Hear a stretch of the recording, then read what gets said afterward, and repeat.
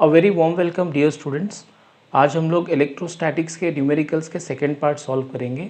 I have already done the first part. First part में हम लोग ने क्वेश्चन नंबर 2 तक पूरा कंप्लीट किया था और एमसीक्यूज किए थे। Now we will move on to the third question. Let us see what is the third question. अब शायद सारे क्वेश्चंस न्यूमेरिकल्स हैं, तो let us start. A dipole with its charges minus q and plus q located at points 0 minus b 0 and 0 plus b 0 is present in a uniform electric field। तो अब आपको याद रखना होगा कि अगर कोऑर्डिनेट्स 0 माइनस बी 0 है तो डेफिनेटली उसका x कोऑर्डिनेट 0 और z कोऑर्डिनेट भी 0 है। So that means the point lies on the y axis. और क्योंकि y कोऑर्डिनेट नेगेटिव है, that is the y coordinate, if you see the y coordinate is given as minus b। क्योंकि ये minus b है, इसका मतलब वो y axis में नेगेटिव पार्ट में है। और सेकेंड चार्ज का आप अगर देखो ध्यान से तो कोऑर्डिनेट्स है 0 plus b 0, that means the x coordinate is 0 and the z coordinate is also 0। तो ये पॉजिटिव y एक्सिस पे लाई करता है, मतलब दोनों भी चार्जेस y एक्सिस पे ही लाई करते हैं। is present in a uniform electric field. So the dipole is kept in a uniform electric field. The equipotential surfaces of this field are planes parallel to yz planes. ठीक है. What is the direction of electric field E? How much torque would the dipole experience in this field? तो देख लेते हैं sum, right. First I will make you visualize the diagram. पहले मैं x Y Z axis बना लेता हूँ। देखो अब इस एक्सिस पे अगर आप देखो कोऑर्डिनेट 0 माइनस बी 0, मतलब ऑफ कोर्स कहीं पे यहाँ कहीं होगा चार्ज, और यहाँ पे है चार्ज माइनस क्यू, क्योंकि माइनस क्यू की कोऑर्डिनेट है माइनस बी और प्लस क्यू की कोऑर्डिनेट है प्लस बी, तो यहाँ पे होगा कहीं प्लस क्यू। और आपको ये याद रखना है वाई एक्सिस पे इसलिए लाई करते हैं बिकॉज एक्स और जेड कोऑर्डिनेट 0 है। तो यहाँ से यहाँ तक ये डिस्टेंस होगा, यहाँ से यहाँ तक ये डिस्टेंस होगा b, और ऑफ कोर्स यहाँ से लेके यहाँ तक ये भी डिस्टेंस होगा b, तो ये डिस्टेंस b है, correct.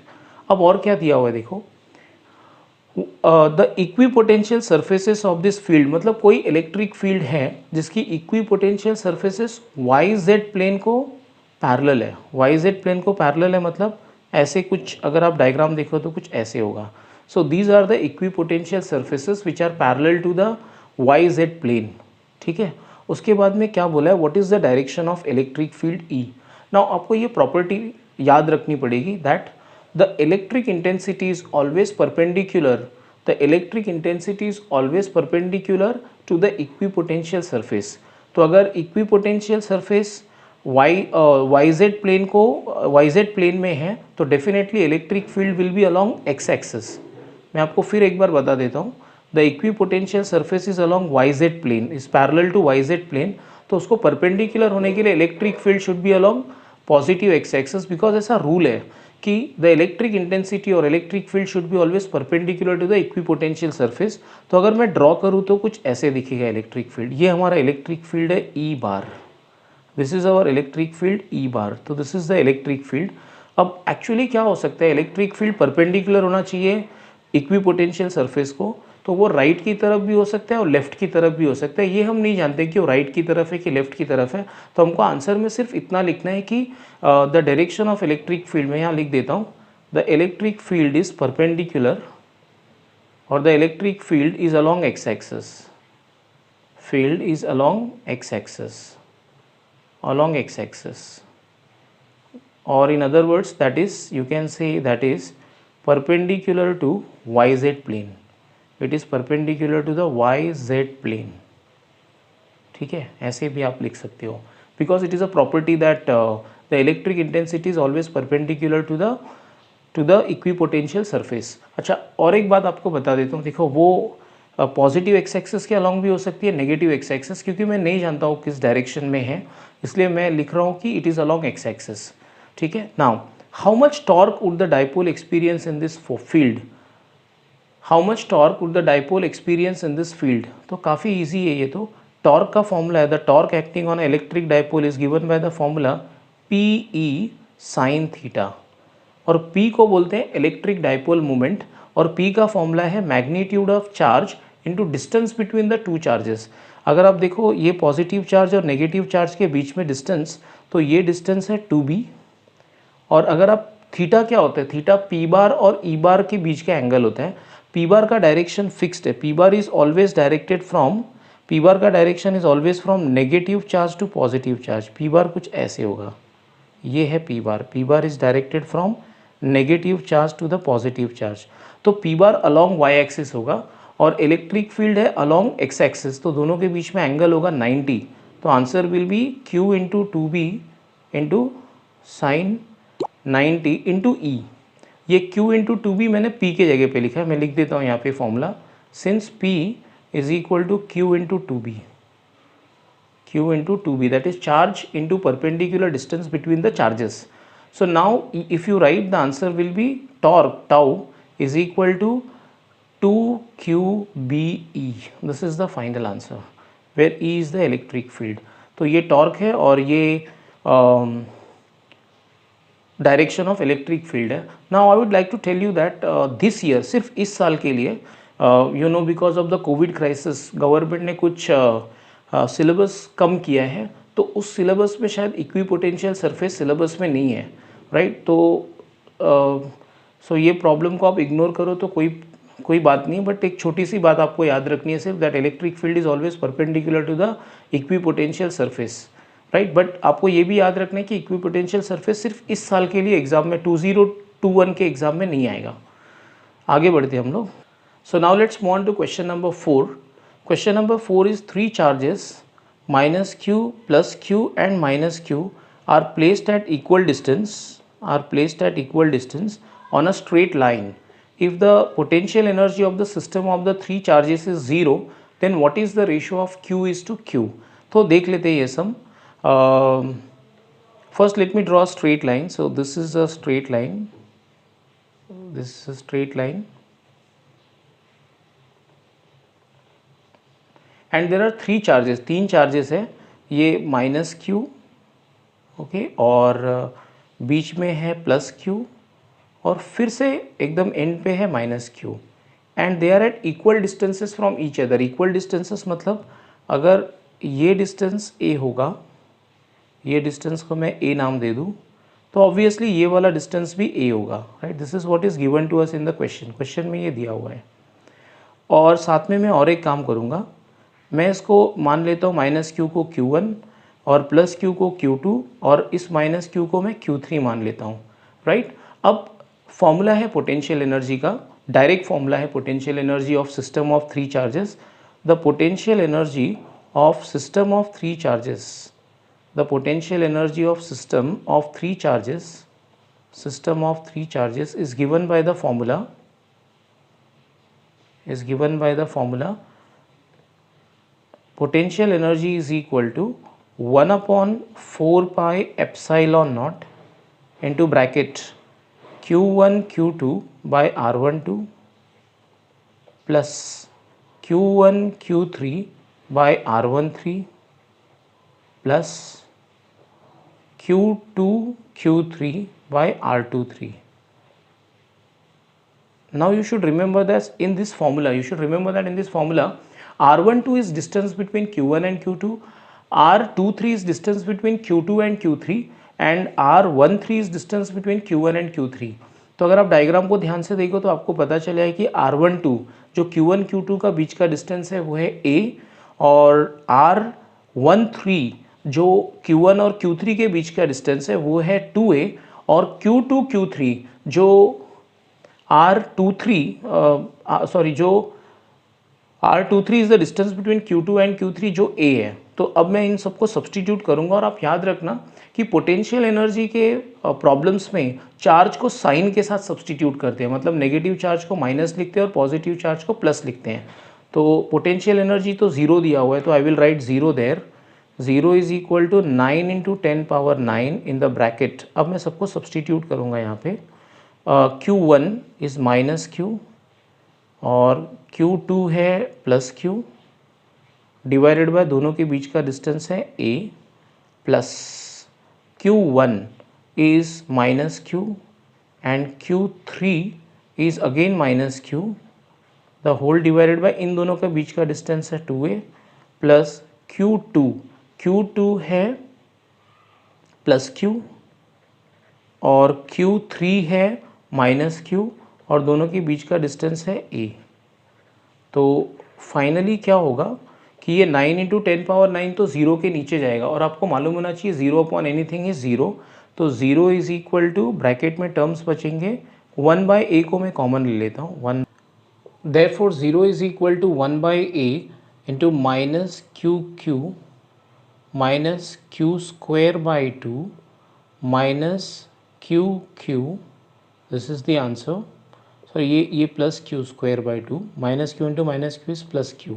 So 0 into a is 0, so 0 is equal to minus 2QQ plus Q²/2।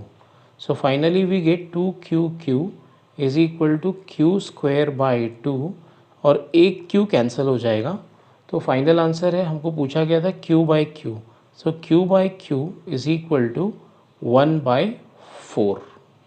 Question number 5 is, a capacitor has some dielectric between its plates and the capacitor is connected to a DC source। मतलब capacitor के अंदर dielectric है पहले से और उसको एक battery से कनेक्ट किया हुआ है। The battery is now disconnected and the dielectric is removed. देखो ऐसा ही एक सम पार्ट 1 में भी हम कर चुके थे। मैंने आपको बताया था कि अगर अपने बैटरी को डिसकनेक्ट कर दिया तो चार्ज कैन नॉट चेंज, जो चार्ज पहले था वही चार्ज बाद में भी होगा, कैन नॉट चेंज, राइट। ध्यान से सुनना। So since battery is disconnected, battery because charge देने वाला या लेने वाला बैटरी ही है। अगर आपने बैटरी से कैपेसिटर को डिस्कनेक्ट कर दिया तो उसकी चार्ज कांस्टेंट हो जाएगी, ना तो चार्ज बढ़ेगा ना तो चार्ज कम होगा। Since battery is disconnected, battery is disconnected, battery is disconnected, charge will remain constant, charge will remain constant, charge Q will remain constant, charge change नहीं होगा, right, charge will remain constant.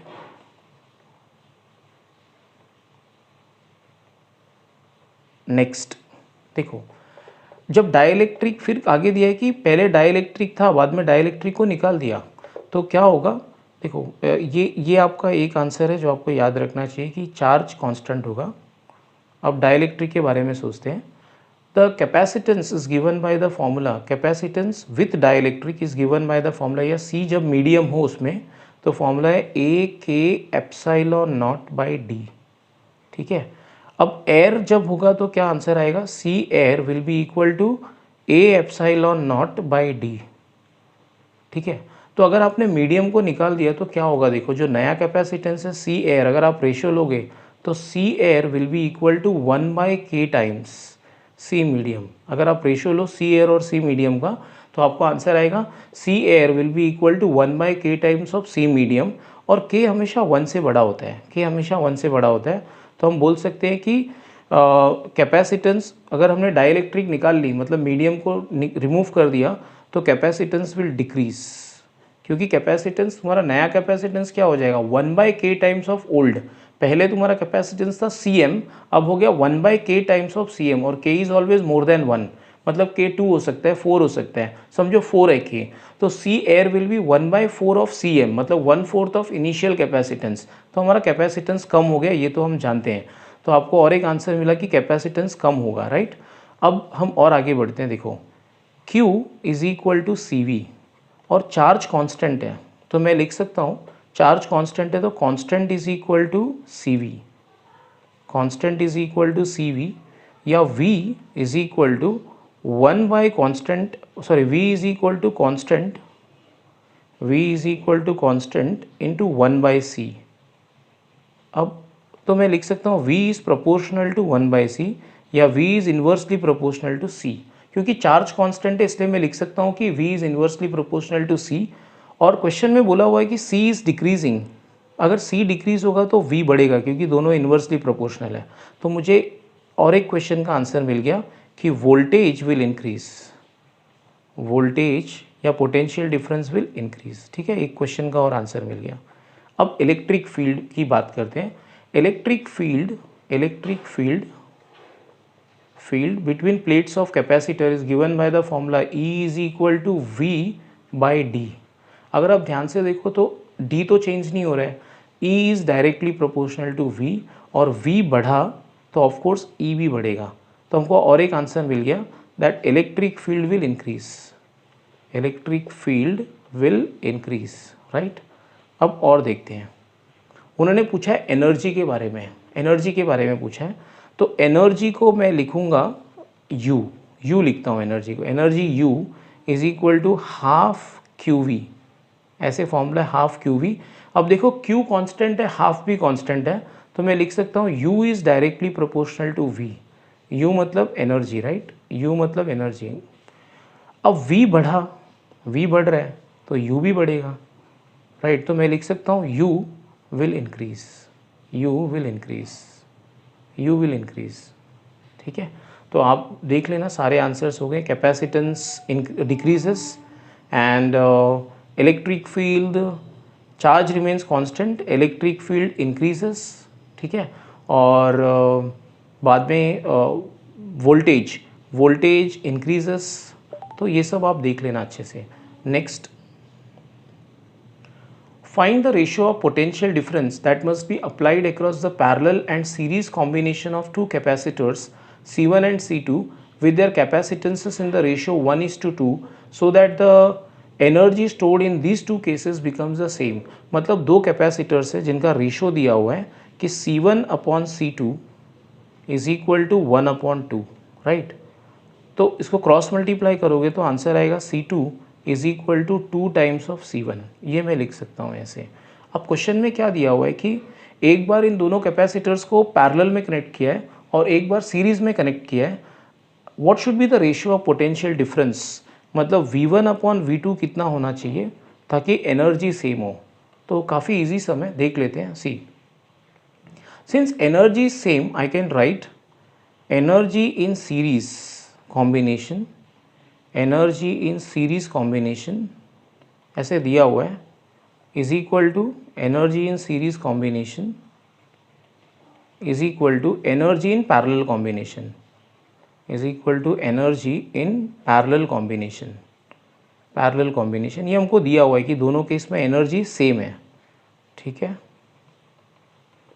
So answer will be half CS into let us से series combination में potential difference है V1, तो V1 square, and parallel combination में V2, तो half CP into V2 square, ठीक है। आप याद रखना CS मतलब effective capacitance when the capacitors are connected in series and CP means effective capacitance when the capacitors are connected in parallel। अब शायद आप लोग को फॉर्मूला याद होगा, मैं यहाँ लिख देता हूँ। CS का फॉर्मूला होगा C1C2/C1+C2, ठीक है, into V1 square is equal to, parallel में जब कैपेसिटर्स कनेक्ट होंगे तो ऐड हो जाते हैं, C1+C2 इंटू V2 स्क्वायर। तो सबसे पहले तो ये हाफ कैंसिल हो जाएगा। अच्छा, जो लोग नहीं जानते ये C1C2 वाला कैसे आया आंसर, मैं यहाँ लिख देता हूँ ब्रैकेट में। फॉर्मूला है कुछ इस तरह से है formula, 1/CS is equal to 1/C1 plus 1/C2। आप इसको क्रॉस मल्टीप्लाई करके रेसिप्रोकल ले लेना तो आपको CS की वैल्यू मिल जाएगी, राइट। अब C1 C2 को सब्सटीट्यूट कर लेते हैं, आंसर आ जाएगा। देखो हम जानते हैं कि C2 इज़ 2C1, तो मैं C2 के जगह पे लिखूँगा 2C1, तो आंसर आएगा C1 इंटू 2C1, C2 के जगह पे सब जगह 2C1 लिखूँगा, तो C1 into 2C1 divided by C1 plus 2C1 into V1 square is equal to C1 plus 2C1 into V2 square, right. अब इसको सॉल्व कर लेते हैं, तो ऊपर आएगा 2C1 स्क्वायर अपॉन 3C1, तो C1 और एक स्क्वायर कैंसिल हो जाएगा, into V1 square is equal to 3C1 into V2 square, तो ये C1 भी कैंसिल हो गया, ठीक है। तो आंसर आएगा V2 square by V1 square is equal to 2/9, 2/9। तो therefore V2 by V1 will be equal to square root of 2/3, square root of 2/3, ये आप याद रखना। Now I just want to tell you, आप लोग सोच रहे हो कि मैंने V2 अपॉन V1 क्यों निकाला, क्योंकि आप क्वेश्चन को ध्यान से पढ़ो। उन्होंने पूछा है find the ratio of potential difference that must be applied across parallel and series, मतलब पैरेलल अपॉन सीरीज चाहिए उनको। और पैरेलल में जो पोटेंशियल डिफरेंस है वो थी V2 और सीरीज में जो पोटेंशियल डिफरेंस है वो है V1। तो मुझे V2 अपॉन V1 ढूंढना था, तो आंसर आएगा √2 upon 3। Let us move on to the next question, question number 7। Two charges of magnitudes -4q and +2q are located at points 2a, 0 and 5a, 0। देखो इस पॉइंट का y coordinate 0 है, मतलब ये पॉइंट x एक्सिस पे लाई करता है। Second वाले पॉइंट का भी y कोऑर्डिनेट 0 है, तो ये भी x एक्सिस पे लाई करेगा। ठीक है, मतलब -4q भी x एक्सिस पे और +2q भी x एक्सिस पे है। What is the electric flux due to this charges through a sphere of radius 2a with its centre at the origin. तो हम लोग इस डायग्राम को ड्रॉ कर लेते हैं। लेट अस सी, ये मैंने एक डायग्राम, ये x और y एक्सिस बना दिया, ये x एक्सिस है, ये y एक्सिस है। और अब मैं वो स्फीयर को बनाता हूँ। ये स्फीयर है, स्फीयर का रेडियस है 4a। 4a मतलब ये जो पॉइंट है ये होगा 4a, 0। ठीक है, और ये होगा -4a, 0। करेक्ट। अच्छा, हमारे चार्जेस कहाँ कहाँ पे हैं, 2a, 0 और 5a, 0। 2a, 0 यहाँ कहीं होगा, 2a, 0, this is the point. और यहाँ पे चार्ज है -4q। और 5a, 0 शायद यहाँ कहीं होगा, 5a, 0 4a के आगे होगा। और यहाँ पे जो चार्ज है उसका वैल्यू है +2q। ठीक है, +2q। क्वेश्चन पूछा हुआ है what is the electric flux due to this charges through a sphere of radius 4a।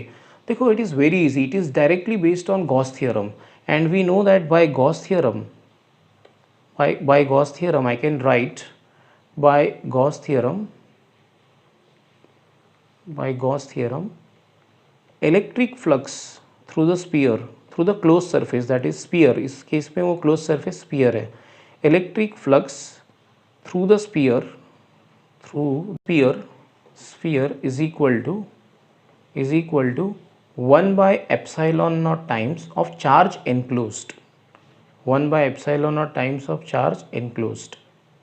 ठीक है, that is equal to 1 by epsilon naught times of, इस स्फीयर ने कितने चार्ज को इंक्लोज किया है, सिर्फ -4q को इंक्लोज किया है, राइट।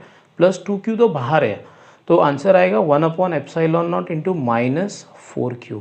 या फाइनल आंसर ऐसे लिख सकते हो आप, -4q divided by epsilon not, this is the answer. अब नेक्स्ट क्वेश्चन की तरफ बढ़ते हैं, question number 8। Question number 8, late us see what it is. A 6 microfarad capacitor is charged to 300 volt. It is then disconnected from the supply and is connected to another uncharged 3 microfarad capacitor. How much electrostatic energy of the first capacitor is lost in the form of heat and electromagnetic radiation? So how much energy is lost? ठीक है, देखते हैं। So situation को draw कर लेते हैं तो शायद ज़्यादा अच्छे से समझ में आएगा। Situation number 1, there is a capacitor and the capacitor is having a capacitance of C1 is equal to 6 microfarad, जो होगा 6 into 10 power minus 6 farad, and the potential difference initial V1 लिखूंगा मैं उसको is equal to 300 volt।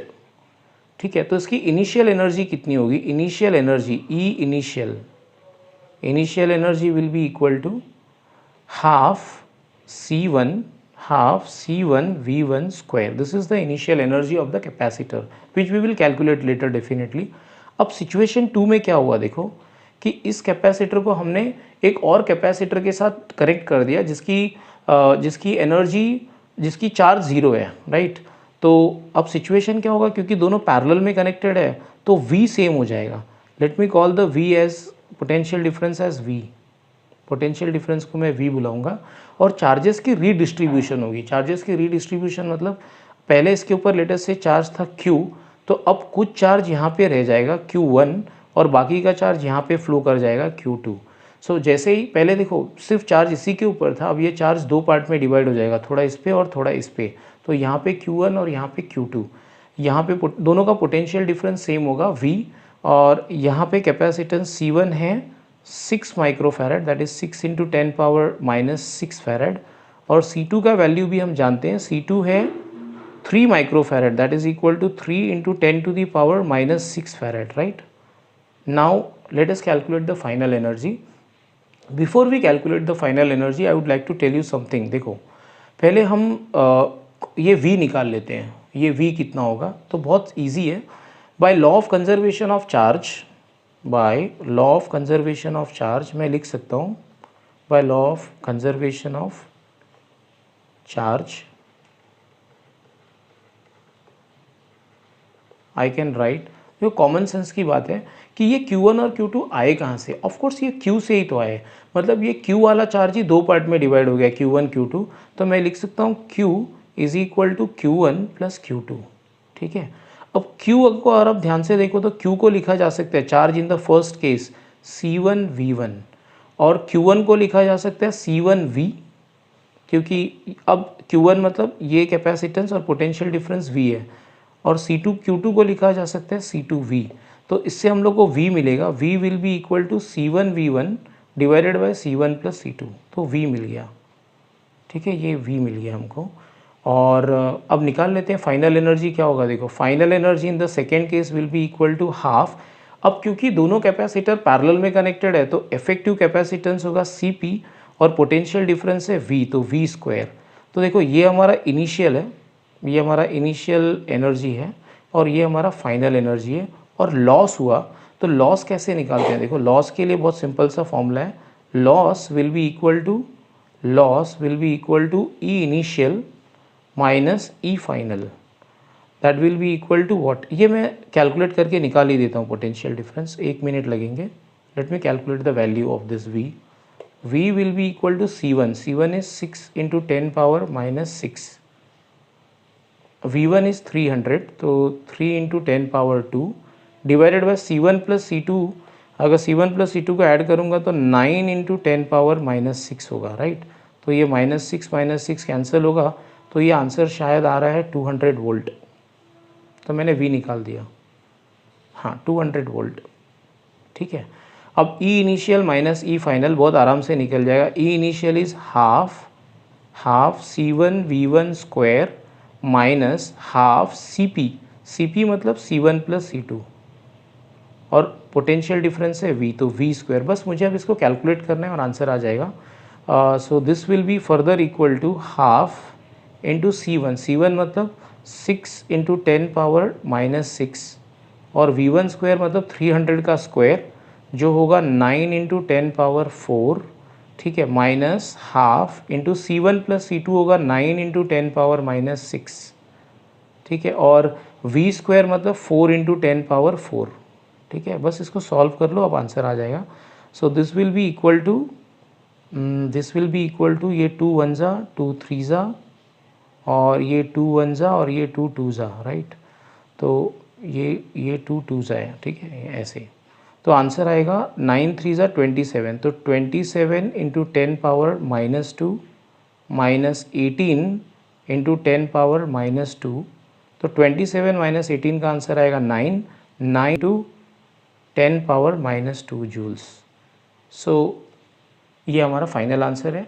अब बाकी के sums हम part 3 में करेंगे. So thanks for watching the video.